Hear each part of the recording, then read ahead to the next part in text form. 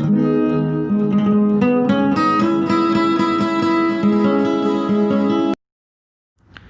everyone, so we were doing lesson number 2, that is your structure of atom, and in last lecture we are done with your emission and absorption spectrum.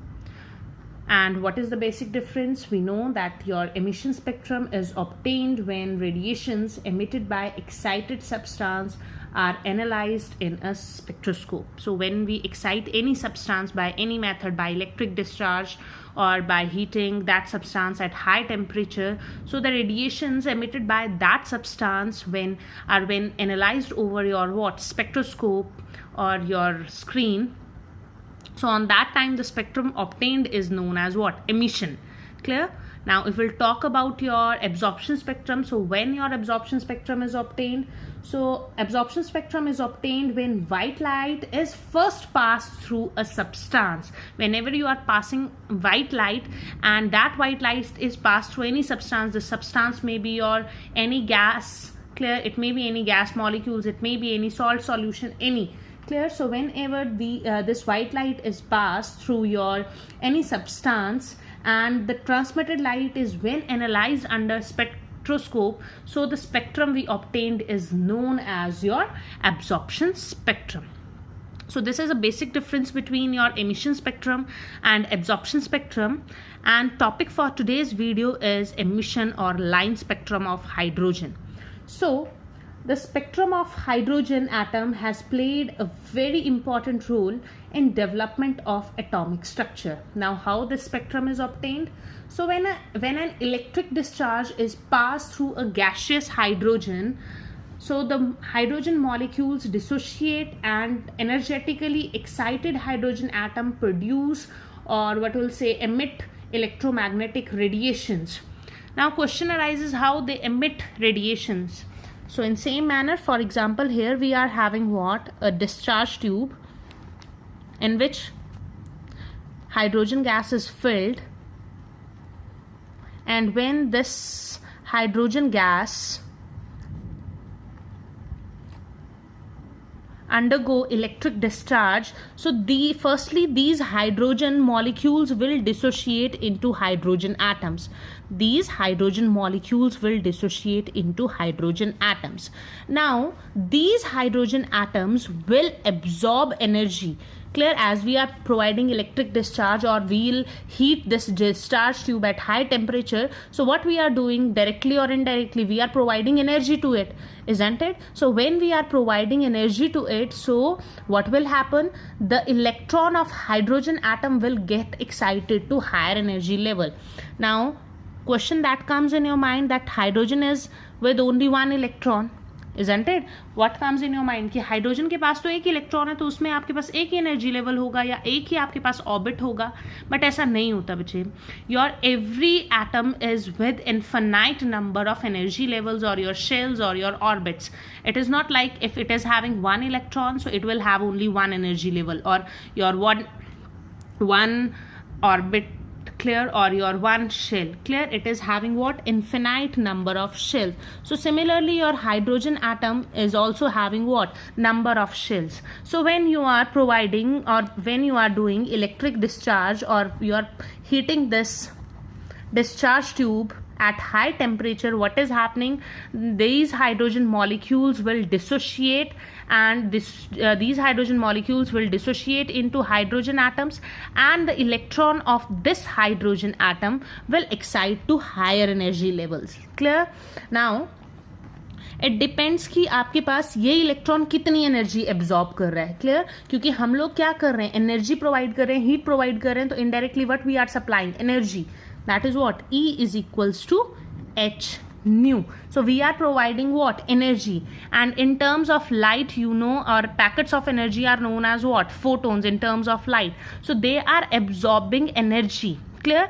अब जिस packet की energy जितनी frequency की energy या जितनी भी energy absorb करेगा, उस हिसाब से क्या करेगा? ये एनर्जी लेवल पे मूव करेगा. क्लियर? एंड ऑलवेज रिमेंबर, जब आपके पास एक इलेक्ट्रॉन फ्री होता है तो उसकी जो एनर्जी होती है दैट इज जीरो. अब आ रहा है, clear.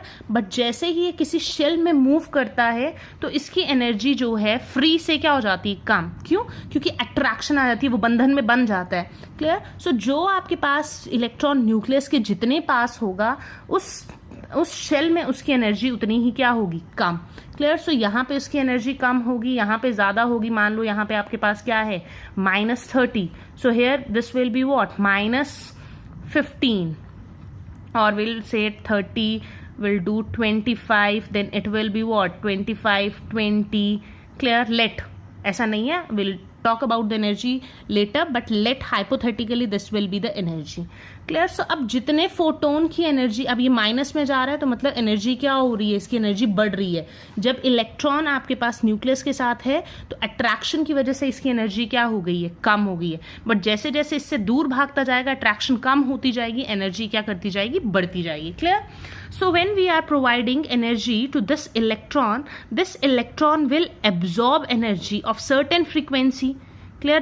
and you know energy is directly proportional to frequency, more will be frequency, more will be what, energy, clear। so जिस फ्रीक्वेंसी की एनर्जी या जितनी एनर्जी का फोटोन ये क्या करेगा, एब्जॉर्ब करेगा, उसके अकॉर्डिंग ये क्या करेगा, हायर एनर्जी लेवल पे जाएगा, isn't it? So when we are doing your electric discharge, these hydrogen molecules will dissociate into hydrogen atoms, and the electron of hydrogen atom will absorb energy and it will move to higher energy level. Now it is dependent on this electron, or it is dependent on the type of photon from where it is absorbing energy। जितने photon की energy absorb करेगा उसके according ये आपके पास क्या करेगा, energy shell पे क्या करेगा, मूव करेगा, क्लियर।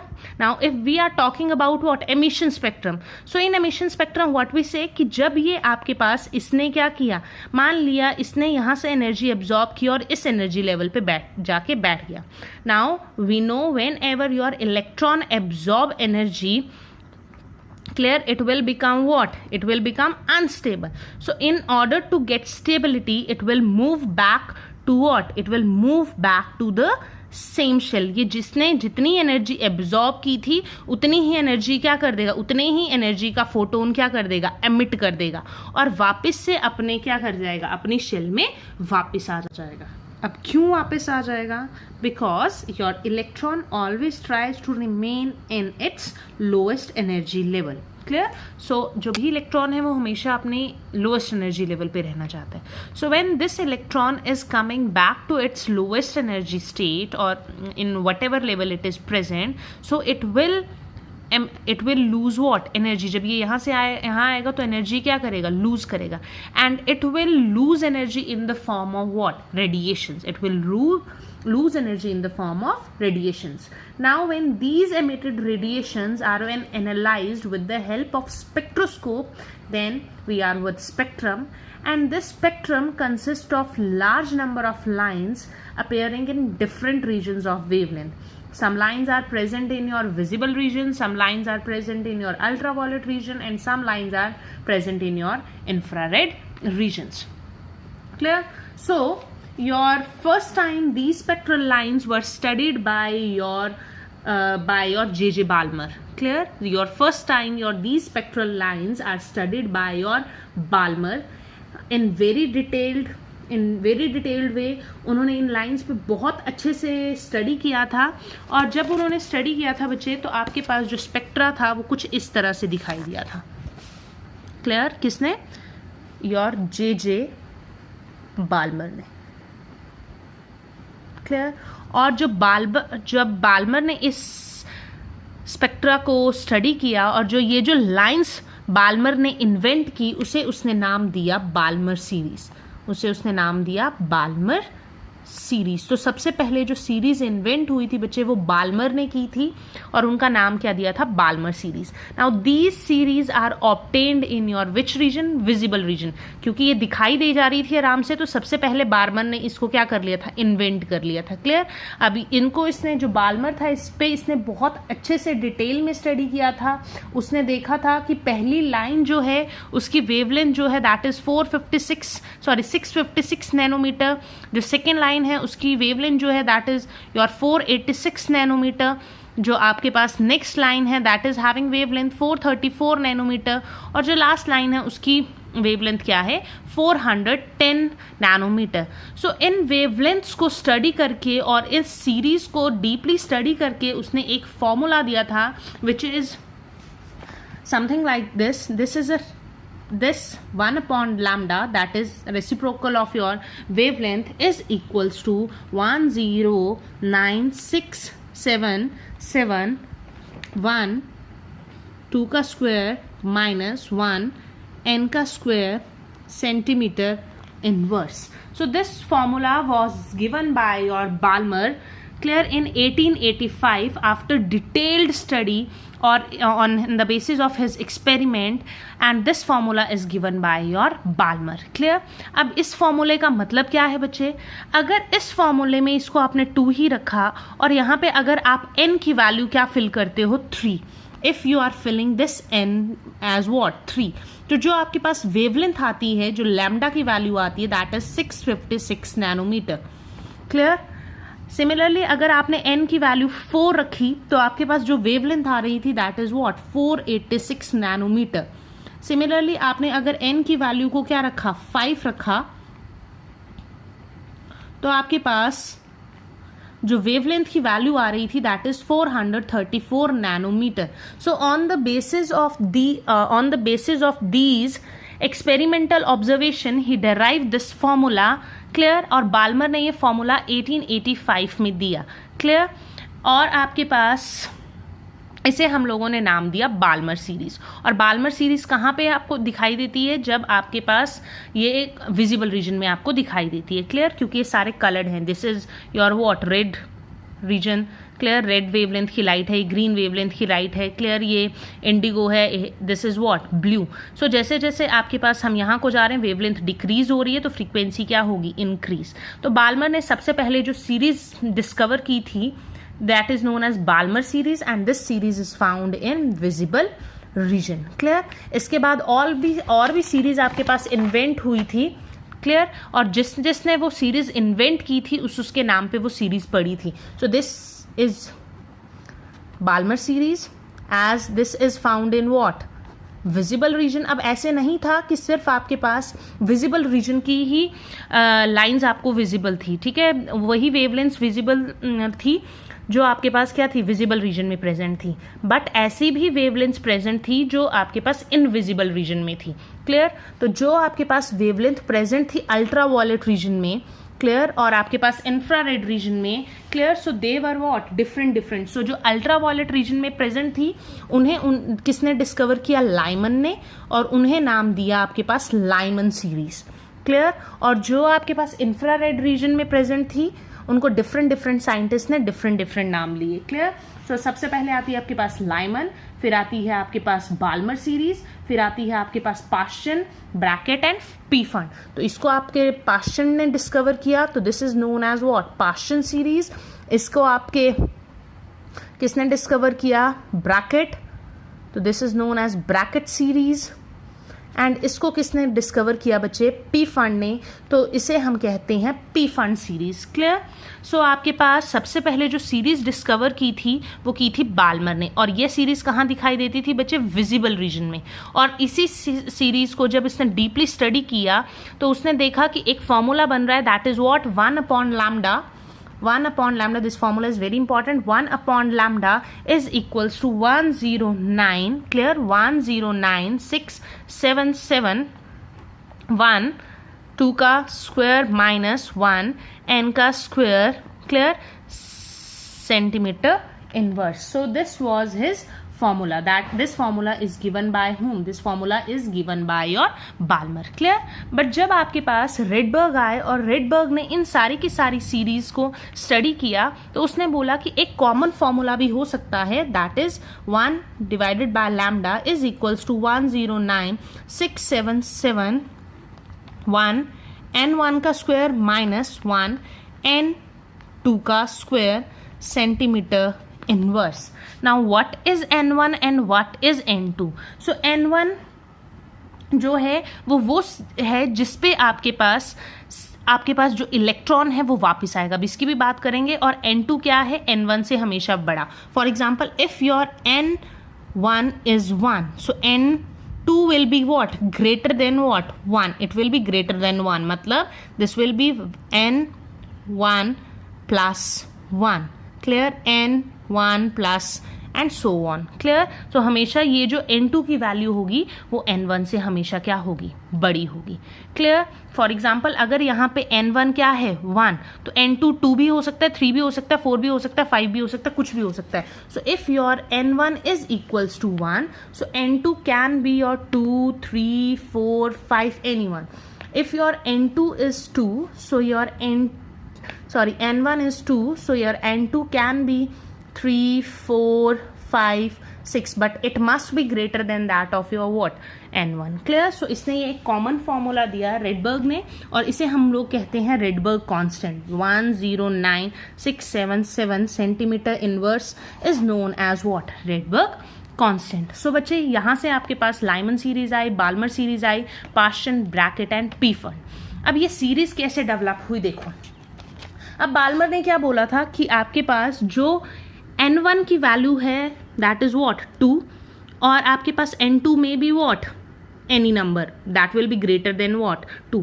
अब हम स्टडी क्या कर रहे हैं बच्चे, एमिशन स्पेक्ट्रम। इसका मतलब क्या है, ध्यान से सुनना है कि अगर आपके पास आप लोगों ने इलेक्ट्रॉन को एक्साइट किया, किसी भी एनर्जी लेवल से इलेक्ट्रॉन को एक्साइट किया, बट अगर वो एनर्जी लेवल कहीं से भी, कहाँ से आता है, सेकेंड शेल में, कहीं से भी कहाँ पे आता है, सेकेंड शेल पे, तो उसे हम लोग जो आपके पास जो लाइंस डेवलप होती हैं they are known as what, Balmer lines और बाल्मर सीरीज, क्लियर। आप लोगों ने इलेक्ट्रॉन को एक्साइट किया, अब हम एब्जॉर्प्शन स्पेक्ट्रम नहीं पढ़ रहे, एमिशन स्पेक्ट्रम पढ़ रहे हैं। अब जब उसको एक्साइट किया और उसने एनर्जी लूज करने के बाद ये कौन सी शेल में आता है, एक्साइट होकर यहाँ पे भी जा सकते हैं, यहाँ पे भी जा सकते हैं, यहाँ से भी जा सकते हैं, बट आपके पास एक्साइट होने के बाद कौन सी शेल पे आया, clear, that will decide which series is there. तो अगर बच्चे ये फर्स्ट है, this n equals to 1, this n equals to 2, this n equals to 3, this n equals to 4, this n equals to what 5। तो अगर ये सेकेंड शेल पे आएगा, तो चाहे वो कहीं से भी आए, चाहे 5 से आए, चाहे 4 से आए, चाहे कहाँ से आए, 3 से आए, बट आया कहाँ पे, 2 पे, तो that will give you what, Balmer series. तो आपको कौन सी सीरीज मिलेगी, Balmer. So for Balmer series your n is equals to what 2, N1 equals to what 2, and your N2 can be equal to what 3, 4, 5, but it must be what greater than 3, 4, greater than 2, clear। so this is Balmer series। so but what about your Lyman series? Balmer ने तो यही बोला था ना कि जो आपके पास n है, N1 है, that is what 2। अब आपके पास बाकी सीरीज के लिए क्या है, तो अगर बच्चे आप लोगों ने इलेक्ट्रॉन को एक्साइट किया और इलेक्ट्रॉन एक्साइट होके कहीं से भी एक्साइट किया आप लोगों ने, और जब वो आपके पास रेडिएशन एमिट करता है, और रेडिएशन एमिट करके वो कभी भी आपके पास कौन सी शेल पे आए, फर्स्ट शेल पे आए या फर्स्ट ऑर्बिट पे आए, तो जो सीरीज आपको ऑब्टेन होगी that is known as your Lyman series, Lyman series. और ये हमें कहाँ दिखाई देती है, अल्ट्रावायलेट रीजन में। तो आपसे कोई पूछे कि आप इन वेवलेंथ्स को देख सकते हो, तो आप देख नहीं सकते, क्लियर। अब सिमिलरली अगर आपके पास ये फर्स्ट पे आ गया, ये सेकंड पे आ गया, थर्ड पे आ गया, क्लियर, कहीं से भी इन्फिनिटी से आपके पास कहाँ पे आ जाए, थर्ड पे आ जाए, तो आपके पास कौन सी सीरीज दिखाई देगी, सबसे पहले लाइमन, फिर है Balmer, then is your Paschen. So if your n equals to 3, N1 equals to 3, तो N2 will be equals to 4, 5, 6। So this will be your what, Lyman, Balmer, Paschen series, clear. Then after is your what, Brackett. So Brackett के लिए जो n की value होगी वो कहाँ पे आएगा बच्चे, फोर्थ पे, तो 1, 2, 3, 4। सो किसी भी शेल से अगर कहाँ पे आया आपके पास, फोर्थ पे आए, तो that is known as what, Brackett, clear. This is known as your Brackett series. और अगर कहाँ पे आए, फिफ्थ में आए, तो that is known as Pfund. So this is your what, series, clear, your line spectrum of hydrogen. So here we are having 5 series, Lyman series, Balmer series, Paschen series, bracket series and P fund series. So अगर आपसे कोई पूछे कि Brackett series की क्या characteristic है कि आप लोगों ने इलेक्ट्रॉन एक्साइट किया, इलेक्ट्रॉन को एक्साइट करने के बाद अगर वो फोर्थ शेल में वापस आता है तो हमें जो सीरीज दिखाई देगी that is your Brackett series. And always remember partial series, bracket series and your P fund series. Clear? This is your P fund. They all lie in what? Infrared reason. Infrared reason जो heating के लिए responsible होते हैं. Clear? I hope this is clear to you. Still you are having any doubt, so you may ask. So in NCERT you are given with one diagram. This is your diagram. Clear? So this is your N1, this is your N2, N3, N4, N5, N6. Now this is activity for you. अब यहाँ पे ये N1 पे आ रहा है, electron हमने excite किया और N1 पे आ रहा है, तो कौन सी वाली हमें सीरीज यहाँ पे मिलेगी? So this will be your what?